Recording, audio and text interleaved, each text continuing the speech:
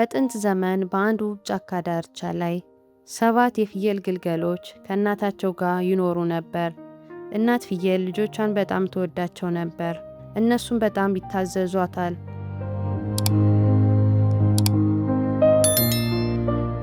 አንድ ቀን እናት ፍየል ለልጆቿ የሚሆን ምግብ ፍለጋ ወደ ጫካ መሄድ ነበረባት። ከመሄዷ በፊት ግን 7ቱንም ግልገሎች ሰብስባ እንዲህ አለቻቸው፣ ልጆቼ ሆይ እኔ ወደ ጫካ ምግብ ፍለጋ ሄዳለሁ። እናንተ ግን በሩን በደንብ ዘግታችሁ ተቀመጡ። ተኩላ እንዳይገባባችሁ ተጠንቀቁ። እሱ በጣም ተንኮለኛ ነው አለቻቸው። ግልገሎቹም ተኩላውን እንዴት እናውቀዋለን ብለው ጠየቁ። እናታቸውም ተኩላው ድምፁ ጎርናና ነው፣ እግሮቹም ጥቁር ናቸው። የኔ ድምፅ ግን ለስላሳ ነው፣ እግሮቼም ነጭ ናቸው። ይህንን አይታችሁ ብቻ ክፈቱ ብላ መከረቻቸውና ሄደች።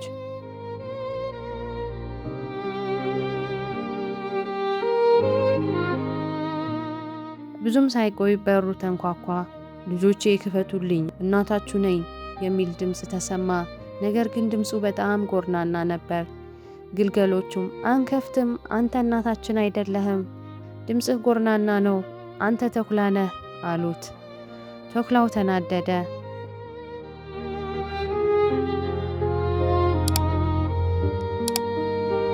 ወደ አንድ ሱቅ ሂዶ ድምፁ እንዲለሰልስለት ማር በልቶ ተመለሰ።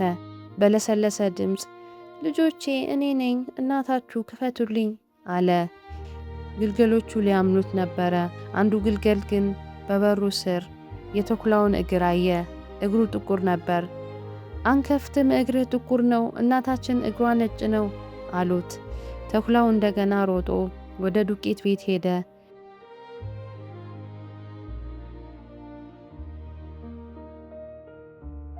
እግሩን ነጭ ዱቄት ተቀባና ተመለሰ። ልጆቼ እኔ ነኝ ክፈቱልኝ አለ። ግልገሎቹ በሩ ስር ሲያዩ እግሩ ነጭ ነው፣ ድምፁም ለስላሳ ነው። እናታቸው መስሏቸው በሩን ከፈቱለት። ተኩላ እንደሆነ ሲያውቁ ደንግጠው እያለቀሱ መደበቅ ጀመሩ። አንዱ ከጠረጴዛ ስር፣ ሁለተኛው ከአልጋ ስር፣ ሶስተኛው ከምድጃ ውስጥ፣ አራተኛው ኩሽና፣ አምስተኛው ከቁም ሳጥን፣ ስድስተኛው ከባልዲ ውስጥ ተደበቁ። ትንሹና 7ኛው ግልገል ግን ግድግዳው ላይ ባለ ትልቅ ሰዓት ውስጥ ተሸሸገ። ተኩላው 6ቱንም ግልገሎች አግኝቶ ዋጣቸው። ከዚያም ሆዱ ስለሞላበት ጫካ ውስጥ ወዳለ አንድ ዛፍ ስር ሄዶ ተኛ።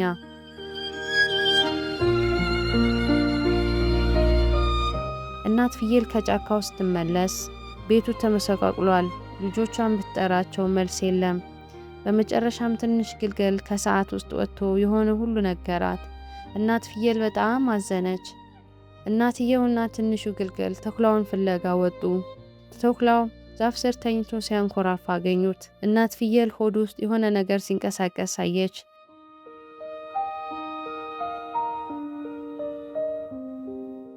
ተስፋ ሳትቆርጥ መቀስና መርፌ ይዛ መጣች። የተኩላውን ሆድ በጥንቃቄ ቀደደችው። 6ቱም ግልገሎች በሕይወት ወጡ። እናት ፍየል ለልጆቿ ቶሎ በሉ ትላልቅ ድንጋዮች አምጡ አለቻቸው። ድንጋዮቹን ተኩላውን ሆድ ውስጥ ሞልታ በሰላም ሰፋችው።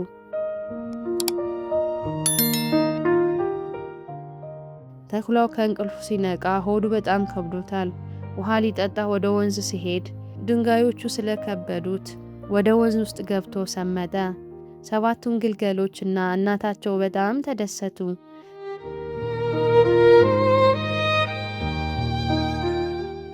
ከዛ ቀን ጀምሮ ግልገሎቹ የእናታቸው ምክር ሁልጊዜ ለመስማት ቃል ገቡ። ከዕለታት አንድ ቀን በአንድ ቆንጆ መንደር ውስጥ የሚኖር ለማ የተባለ ወተት ሻጭ ነበር። ለማ በየቀኑ ጠዋት የላሞችን ወተት አልቦ በገንቦ እየሞላ ወደ ከተማ በመውሰድ ይሸጣል። አንድ ቀን ግን ለማ ወደ ከተማ ወተት ለመሸጥ እየሄደ ሳለ አንድ መጥፎ ሐሳብ መጣለት። ይህንን ወተት በውሃ ብቀላቅለው ብዙ ወተት ይሆንልኛል፣ በዛም ብዙ ገንዘብ አገኛለሁ ብሎ አሰበ። ወዲያውን በአቅራቢያው ከነበረ ወንዝ ንጹህ ወተትን በውሃ ቀላቀለው። በከተማው ወተት ሽጦ ብዙ ሳንቲሞችን ሰበሰበ። ባገኘው ገንዘብ በጣም ተደስቶ ወደ ቤቱ መመለስ ጀመረ። መንገዱ ረጅም ነበረ እና ሙቀታማ ስለሆነ ለማ ትንሽ ለማረፍ በአንድ ትልቅ ዛፍ ስር ተቀመጠ። የሰበሰበውን ሳንቲም በዘንቢል አድርጎ ከጎኑ አስቀመጣቸው። በዚያ ዛፍ ላይ ግን አንድ ተንኮለኛ ዝንጀሮ ነበረች። ዝንጀሮዋ ለማ እንቅልፍ እስኪወስደው ጠብቃ ሳንቲሙን ያለበት ዘንቢል ወስዳ ዛፍ ላይ ወጣች። ለማ ከእንቅልፉ ሲነቃ ዘንቢሉን በዝንጀሮ እጅ መሆኑን አይቶ ደነገጠ። ዝንጀሮው ዘንቢሉ ውስጥ የነበሩ ሳንቲሞችን እያወጣች መጫወት ጀመረች። አንድ ሳንቲም ወደ ለማ፣ አንዱን ደግሞ ወደ መሬት፣ ወደ ወንዝ እያረገች ትወረውራለች። ዘንቢል ውስጥ የነበሩት ሳንቲሞች ግማሽ ሲደርሱ ለለማ ሰጠችው። ለማ በጣም አዘነ። ነገር ግን አንድ ትልቅ ትምህርት አገኘ። ወንዝ ውስጥ የገቡት ሳንቲሞች ከወንዙ በወሰድኩት ውሃ የሸጥኩባቸው ናቸው፣ በእጅ የቀሩት ደግሞ በንጹህ ወተት ያገኘኋቸው ናቸው በማለት ስህተቱን አመነ። ከዛ ቀን ጀምሮ ለማ መቼም ቢሆን ሰዎችን ላለማታለል ቃል ገባ።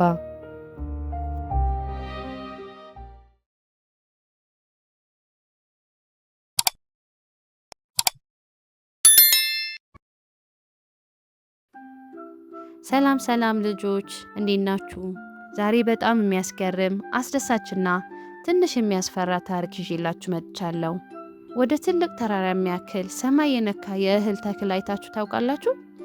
ወይ ደግሞ ደመና ላይ ስለሚኖር ትልቅ ሰውና ስለሚናገር በገና ሰምታችሁ ታውቃላችሁ? ዛሬ የማወራላችሁ ታሪክ ስለዚሁ ነው። እሺ፣ ታሪኩ ጃክና የአስማት ባቄላ ይባላል። እሺ፣ ዝግጁ ናችሁ? እንግዲያውስ እጆቻችሁን አጣጥፏችሁ አይኖቻችሁን ከፈት አርጋችሁ ጆሮቻችሁን አቅንታችሁ ስሙኝ። እሺ፣ የዛሬ ታሪካችን የሚጀምረው በጣም ድሃ የነበሩ አንዲት እናትና ልጃቸው ነው። ልጃቸው ጃክ ይባላል። ምንም እንኳ ድሃ ቢሆኑም ጃክ በጣም ጎበዝና ደግ ልጅ ነበር። አንድ ቀን ግን ሁሉም ነገር ተለወጠ። ይህ የሆነው ጃክ አንድ ምስጢራዊ ሽማግሌ ካገኘ በኋላ ነው። ያ ሽማግሌ ምን እንደሰጠው ታውቃላችሁ? አዎ፣ የአስማት ባቄላ። ግን ይሄ ባቄላ ጃክን የት ነው የሚወስደው? ሰማይ ላይ ወደሚገኘው ግዙፍ ቤተ መንግስት ወይስ ወደ አደገኛው ቦታ? እሺ፣ ሁላችሁም ዝግጁ ከሆናችሁ የጃክን ታሪክ መስማት እንጀምር።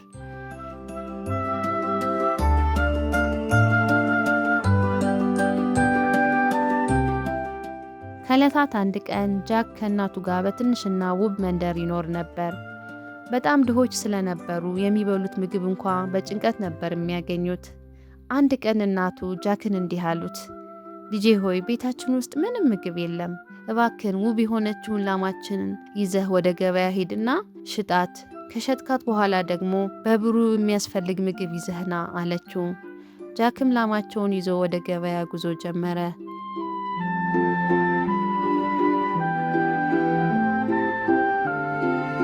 በመንገድ ላይ ግን አንድ በጣም የሚያስደንቅ ነገር ተከሰተ። ረጅም ነጭ ጢም ያለው አንድ እንግዳ ሽማግሌ ያገኘ። ሽማግሌው ጃክን በደግነት ተመለከቱትና ልጄ፣ ላምህን ወደ ገበያ እየወሰድክ ነው? ይህችን ላም ስጠኝና 5 አስማታዊ የባቄላ ፍሬዎችን እሰጥሃለሁ አለው። ጃክ በሐሳቡ ተስማምቶ ባቄላዎቹን ይዞ ወደ ቤቱ ተመለሰ።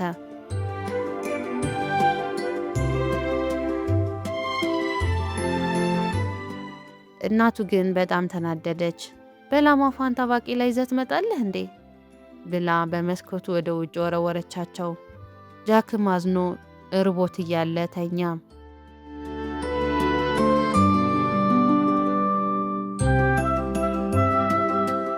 ነገር ግን በማግስቱ ጠዋት የሆነው ነገር ማንም ያላሰበው ነበር። ባቄላዎቹ ሌሊቱ ሙሉ ሲያድጉ አድረው ሰማይ የሚነካ ግዙፍ ግንድ ሆኑ። ጃክም በድፍረት ግንዱን ተንጠልጥሎ መውጣት ጀመረ። ደመናው ላይ ሲደርስ አንድ ትልቅ ቤተ መንግስት አገኘ። ጃክ ወደ ቤተ መንግስቱ ገባ። እዚያም አንድ በጣም አስፈሪና ግዙፍ ሰው ይኖር ነበር። ግዙፉ ሰውዬ ሲመጣ ጃክ በፍጥነት ተደበቀ። ግዙፉ ሰውዬ ኡፍ፣ የአንድ ሰው ጠረን ይሸተኛል እያለ ሲፎክር ጃክ እየተንቀጠቀጠ ይመለከት ነበር። ግዙፉ ሰውዬ ምግብ በልቶ ሲጨርስ አንዲት ዶሮ አመጣ። እንቁላል ጣይ ሲላት ዶሮዋ የወርቅ እንቁላል ጣለች።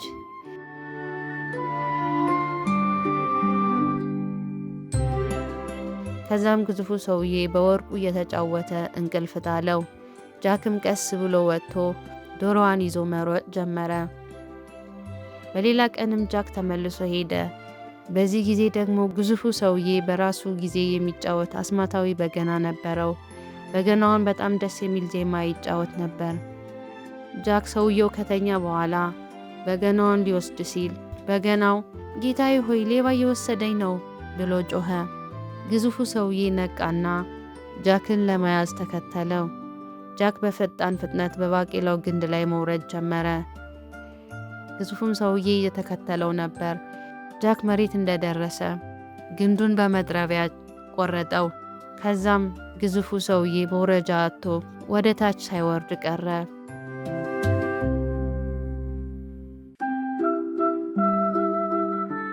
እናም ጃክ ግዙፉን ሰው አምልጦ አስማታዊ በገናና ወርቅ የምትጥለዋን ዶሮ ይዞ ወደ ቤቱ ተመለሰ። ያን ትልቅ የባቄላ ተክልም ቆረጠው። ከዚያን ቀን ጀምሮ ጃክና እናቱ በጣም ደስተኛና ሀብታሞች ሆኑ።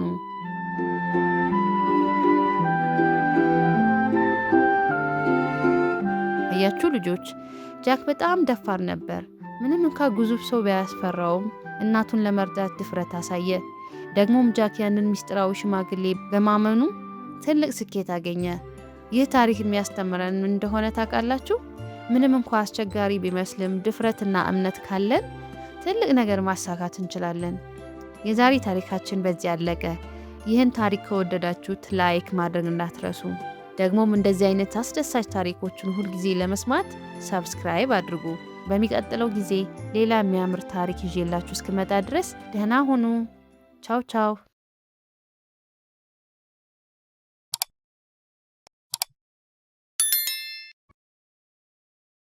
ሰላም ልጆች፣ ዛሬ ደግሞ የየዋሁ ማሞ ቂሎ ሌላ የሚያስቅ ገጠመኝ ይዤላችሁ መጥቻለሁ። በዛሬው ተረታችን ውስጥ ማሞ ቂሎ በምን አይነት ስህተት እንደሚማር አብረን እናያለን።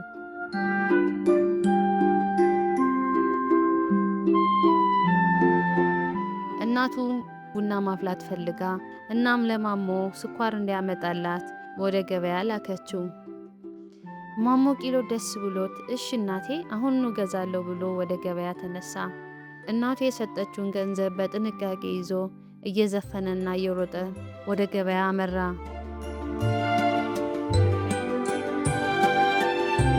ገበያው በሰዎች በእቃዎችና በጫጫታ የተሞላ ነበር። ማሞ ቂሎ ስኳር የሚሸጥበትን ሱቅ ፈልጎ አገኘ።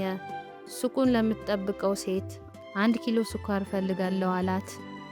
ከዛም ስኳሩን ይዞ ጉዞውን ጀመረ።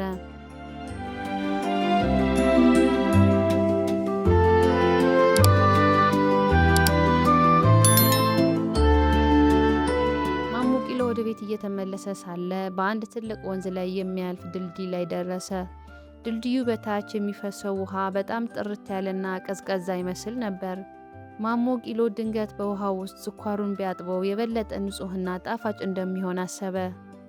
አዎ አለ ማሞ ለራሱ፣ ስኳሩን በውሃ ውስጥ ባጥበው የበለጠ ጣፋጭ ይሆናል አለ። ያለምንም አመንታት የማሞ ቂሎ ቅንነት እና የዋህነት ነገሩን በደንብ እንዳያስተውል አደረገው። ከዛም ስኳሩ ወደ ውሃው ውስጥ ጨመረው። ማሞ ቂሎ ስኳሩን በውሃ ውስጥ ለጥቂት ጊዜ ከቆየው በኋላ አሁን በደንብ ታጥቧል ብሎ ስኳሩን ለማውጣት ሞከረ። ነገር ግን ስኳሩ በውሃ ውስጥ ቀልጦ ሙሉ በሙሉ ጠፍቶ ነበር። ማሞ ቂሎ ግራ ገባው። የት ሄደ? የት ጠፋ ብሎ ፈለገ። ነገር ግን ምንም አላገኘም። በመጨረሻም በባዶ እጁ ወደ ቤት ተመለሰ።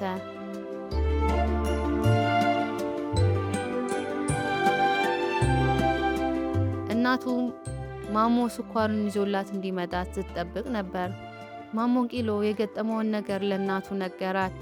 እናቱ ስኳሩን መጥፋቱ ግራ ቢገባትም ማሞ ቂሎ ያደረገውን ስህተት ስትረዳ ግን በጣም ገረማት።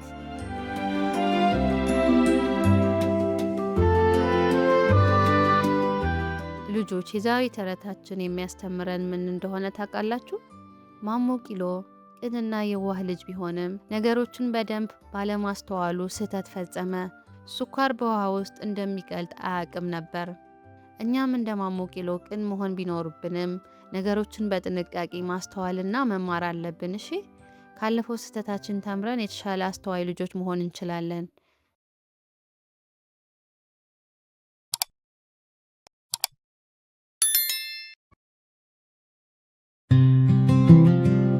አንድ ጊዜ ማሞ የሚባል አንድ ልጅ ነበር። ማሞ የዋህና ታዛዥ ቢሆንም ማስተዋል ግን ይጎድለው ነበር። ለዚህ ነው ሰዎች ማሞ ቂሎ እያሉ የሚጠሩት። አንድ ቀን ማሞ እናቱን በቤት ውስጥ ያለውን ስራ ያግዛታል። እናቱም ስላገዛት 4 ሳንቲሞችን ትሰጠዋለች። ማሞ ሳንቲሞችን በእጁ ይዞ በጫካ ውስጥ ከውሻው ጋር ሲሯሯጥ ሳንቲሞችን ይጥላቸዋል። በዚህም ምክንያት በጣም ያዝናል። ወደ እናቱ ተመልሶ ሂዶ ሳንቲሞቹን እንደጣላቸው ይነግራታል። ማሞ ልጄ፣ ሳንቲሞቹን በእጅ ይዘህ ከመሄድ በኪሲ ውስጥ ብታደርጋቸው አይሻልም ነበር አለችው። ማሞም ልክ ነሽ እናቴ፣ በሚቀጥለው ጊዜ ኪሴ ውስጥ አደርጋቸዋለሁ አላት።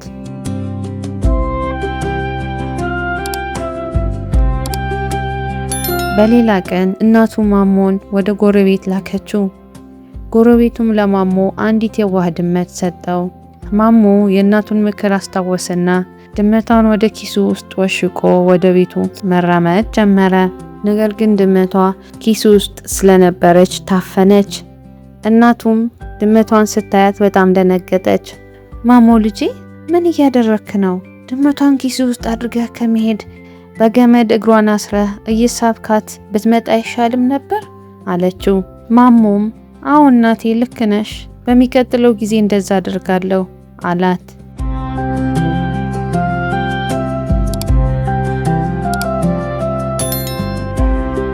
እንደገና በሌላ ቀን እናቱ ማሞን ወደ ስጋ ቤት ላከችው። ስጋ ቤቱም ለማሞ አንድ ትልቅ የስጋ ቁራጭ ሰጠው። ማሞ የእናቱን ምክር በድጋሚ አስታወሰ። የስጋውን ቁራጭ በገመድ አስሮ በየመንገዱ እየሳበ መሄድ ጀመረ። በዛው አካባቢ የነበሩ ውሾቹም እሱ ሳያያቸው ስጋውን በልተው ጨረሱት። ቤት ሲደርስ ከገመዱ ጫፍ ላይ የቀረው ምንም ስጋ አልነበረም። እናቱም ማሞ ልጄ፣ ቃሌን አትሰማም ማለት ነው? እንዴት ስጋውን በገመድ እየሳብክ ትመጣለህ? በትከሻህ ላይ ተሸክመው ብትመጣ አይሻልም ነበር አለችው። ማሞም ልክ ነሽ እናቴ፣ በሚቀጥለው ጊዜ እንደዚህ ያደርጋለሁ አላት።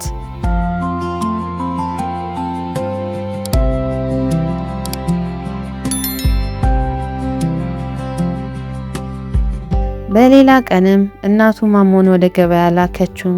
ገበያተኛውም ለማሞ አንድ ትንሽ አህያ ሰጠው። ማሞን የእናቱን ምክር አስታወሰ።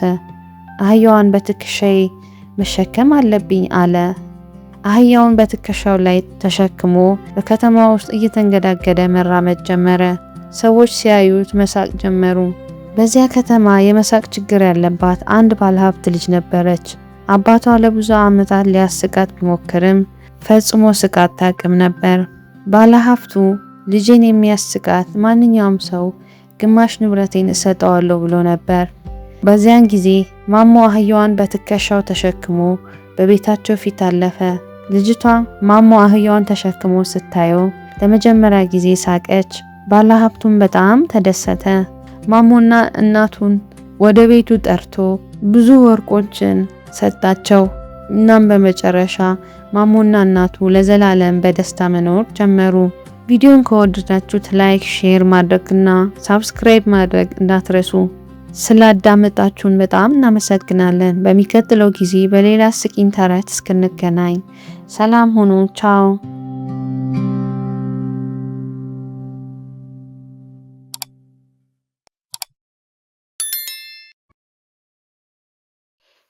ድሮ ድሮ በአንድ ትንሽ መንደር ውስጥ አንዲት እናት ከሁለት ሴት ልጆቿ ጋር ይኖሩ ነበር።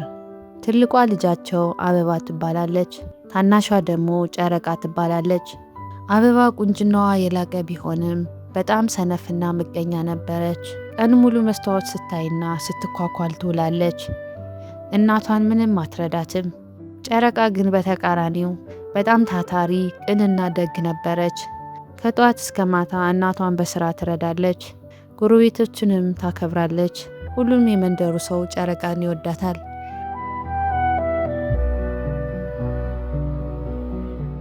አንድ ቀን እናታቸው በጣም ታመሙ። ለመዳን የሚረዳቸው አንድ ልዩ የፈውስ ተክል በሩቅ ጥቅጥቅ ያለ ጫካ ውስጥ ብቻ እንደሚገኝ ተነገረ። እናትየው ሁለቱንም ጠርተው ልጆቼ፣ እኔ በጣም ታምሜያለሁ። ያንን ልዩ ተክል ካላገኘሁ መዳን አልችልም። ከሁለታችሁ ማን ሄዶ ያምጣልኝ ብለው ጠየቁ። አበባ፣ እንዴ እማዬ፣ እኔ ወደ ጫካ ውስጥ አልሄድም፣ እሾህ ይወጋኛል፣ ፊቴ በፀሐይ ይጠቁራል አለች። ጨረቃ ግን እማዬ፣ እኔ ሄዳለሁ፣ አንቺ ብቻ ይሻልሽ አለችና ማሰሯና ጥቂት ስንቅ ይዛ ወደ ጫካው ጉዞ ጀመረች። የጨረቃ ጉዞ ረጅም ነበር። በመንገድ ላይ አንድ በጣም የደረቀና ቅጠሉ የረገፈ የዋርካ ዛፍ አገኘች። ዋርካው ልጄ እባክሽ በዙሪያ ያሉት አረሞችን ንቀይልኝ፣ ውሃም አጠጪኝ፣ በጣም ጠምቶኛል አላት። ጨረቃ አልደከማትም። በፈገግታ አረሙን ነቅላ ከማሰሯ ውሃ ቀድታ አጠጣችው። ዋርካውም ቅልብ አለሽ፣ ሂጂ፣ መልካም ያጋጥምሻል አላት።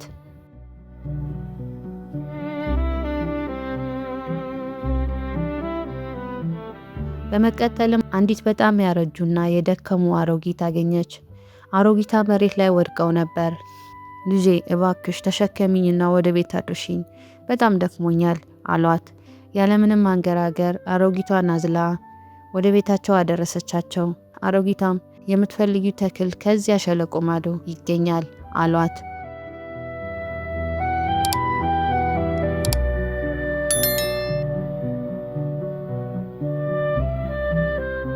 ጨረቃ ወደ ሸለቆ ሄዳ ተክሉን አገኘች። ይዛ ስትመለስ ወደ ዋርካው ዛፍ ደረሰች። ዛፉም ለኔ ላደረግሽው በጎነት ሽልማት ይገባሻል አለና ቅጠሎችን አወዛወዘ። በድንገት ከሰማይ የወርቅና የብር ዝናብ በጨረቃ ላይ ዘነበ። ጨረቃ ሙሉ በሙሉ በወርቅ ተሸለመች። ልብሷም ያማረ ሆነ።